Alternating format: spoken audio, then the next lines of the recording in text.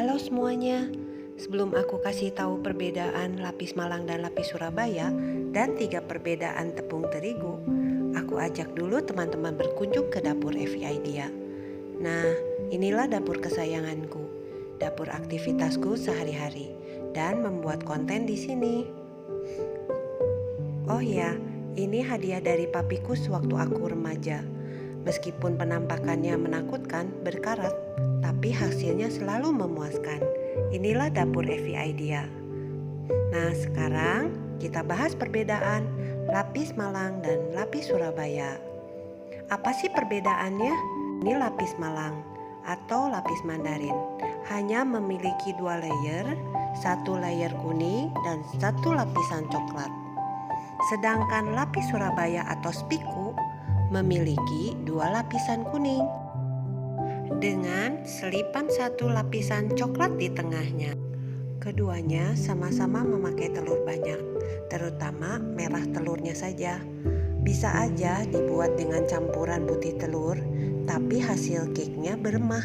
Semakin banyak putih telur, semakin banyak juga remahnya.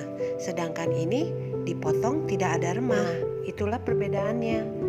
Lapis Malang dan lapis Surabaya. Sekarang kalian udah tahu ya perbedaannya. Sekarang kita bahas untuk perbedaan tepung terigu. Ada 3 macam tepung. Tepung terigu protein rendah, tepung terigu protein sedang atau serbaguna, tepung terigu protein tinggi. Jujur aja, dulu aku sempat kebingungan. Apa sih tepung protein rendah, protein sedang, protein tinggi? Sepertinya semua tepung terigu sama. Ternyata kegunaannya, kandungannya berbeda-beda. Kita bahas ya satu-satu supaya kalau buat kue tidak tertukar dengan tepungnya. Yang ini adalah tepung cakra atau tepung protein tinggi.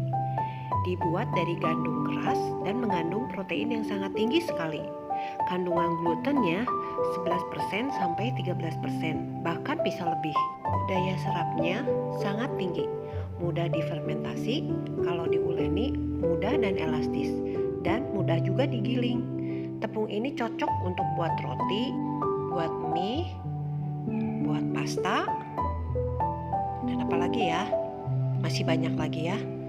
Contoh merek di pasaran sekarang ada Cakra Kembar, tepung Komachi, Golden Eagle, tapi kebanyakan orang-orang lebih tahunya Cakra Kembar ya, termasuk aku juga seringnya memakai Cakra Kembar.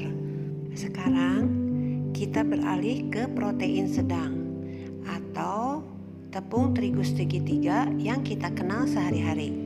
Kandungan glutennya 9% sampai 11%. Tepung terigu serbaguna bisa dipakai semua, jenis kue-kue juga bisa. Adonan yang membutuhkan fermentasi juga bisa, contohnya buat donat, buat bakpao.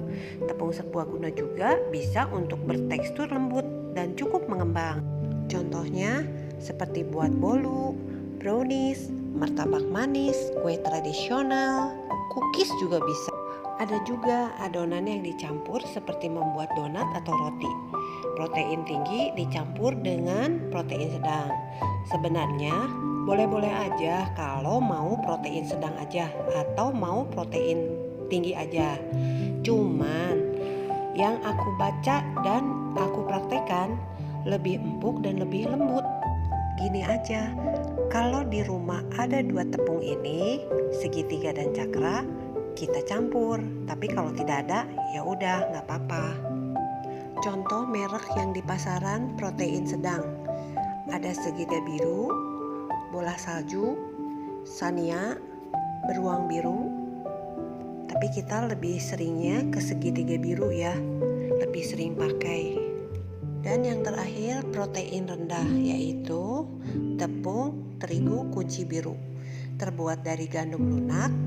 Kandungan glutennya 6% sampai 8%. Daya serap airnya sangat rendah, sulit diuleni, tidak elastis, dan susah mengembangnya.